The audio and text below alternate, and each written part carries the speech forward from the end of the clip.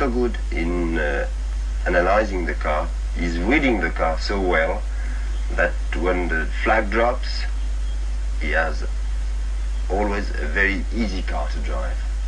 He doesn't have to fight with his car because the car is not going around the corner very well, so he has to fight. Never.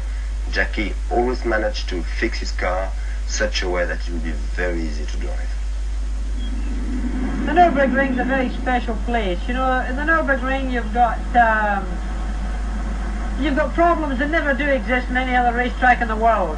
First of all, it's 14.7 miles round. It used to have 187 corners per lap. You know, there's left-handers, right-handers, you're going uphill, you're going down-dale. It's really a compromise, the whole thing, as far as the car is concerned, and to some extent also the driver. Because every lap I do at the Nürburgring, I make a mistake. I never go through the Nürburgring feeling that I've achieved something in the way of the perfect lap. Half the places around the Nürburgring, I think if I were to walk round them, I would be horrified. I would never drive round the place again. So the faster you drive round the ring, the less you know. And maybe that's the best thing to do. At the Nürburgring, rain is a problem because the racetrack is 40.5 miles long, as I said. You're coming round, lovely dry weather conditions, the track is dry, the conditions are good. Suddenly, you enter an area that's had a shower of rain, or it's in a wood, and the track has never dried out properly. Now this is a hazard of the Nürburgring, it's a hazard in any long circuit. But the Nürburgring is made up with a conglomerate of different road surfaces. They're not all the same. Some hold the water and some of course dry out very easily.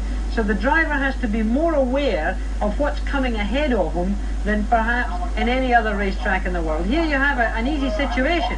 Suddenly we've come into wet roads again out of what was very dry.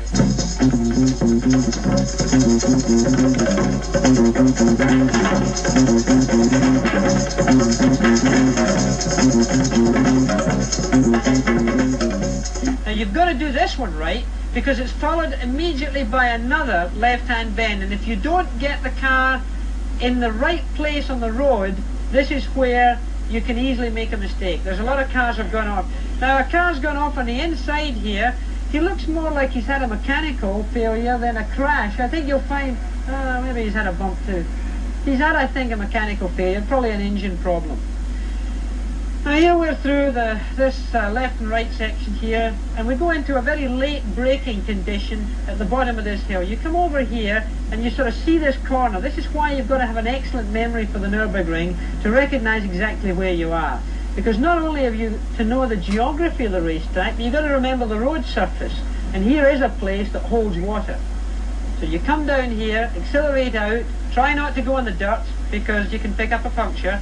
There's a little river runs across the road there as well, so you've got to remember that. You're approaching the famous carousel, and if you look forward you see the high fir tree. Now we aim the car at that high fir tree, and if I put this car on the line for the fir tree, I go exactly into the bowl of the carousel. And there you are, into this bowl. It's a second gear corner. You're accelerating round this corner, not too fast, but still accelerating round, and out you come. The car lifts itself out the bowl, and if you do it properly, it's clean, it's fine, and you haven't got a problem. If you come out too early, the car will just fly straight over to the barrier.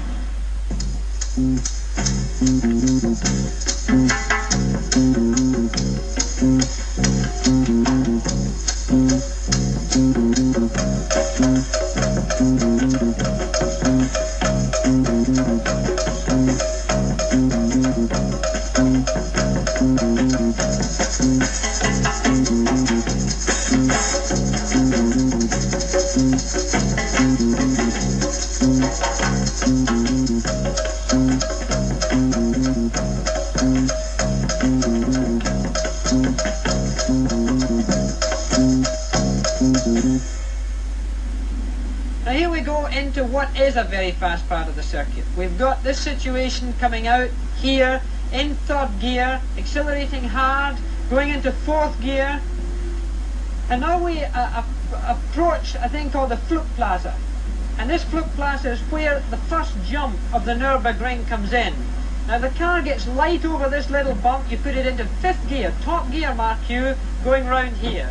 You're accelerating hard, And this is a gamble, whether you change into fourth gear just before here or keep it in fifth, because just here the car takes off and you fly over this. You arrive on the ground again with not much room to start getting the car nicely balanced and sorted out for the start of a very fast section. Fastest part of the circuit with the main straight. You're going through here in fourth or fifth gear, you're climbing, it's quite a climb, so the car's really working hard. You're getting to the top of this rise here. Now, of course, there have been many accidents up here. There was a driver killed here a couple of years ago because you're going down this next section around 175 miles an hour. Doesn't look like it. When you see this here, you think it's a very short straight. This section here is taken at 175 miles an hour. You're in top gear, of course. And you go over this rise, again the car gets light as you go over the rise, it's up in the air, you've got to settle the car down again because the Nürburgring is never level, and you go into this left-hander. Now I take this in top gear, I keep it in top gear, which is fifth gear. Now look at this, a Nürburgring Classic. You come out of a semi-dry road condition, straight into a change of surface, and now this surface holds rain, terribly slippery. And here you've got a hard braking corner. You're in third gear. It's faster than you think, in fact. You go through here into what they call the foxhole. The foxhole used to be one of the most dangerous parts of the circuit, and they certainly have cleared it up a lot by putting barrier most of the way down. But again, you achieve your maximum speed on this whole circuit again down this section. And this also is hard to believe.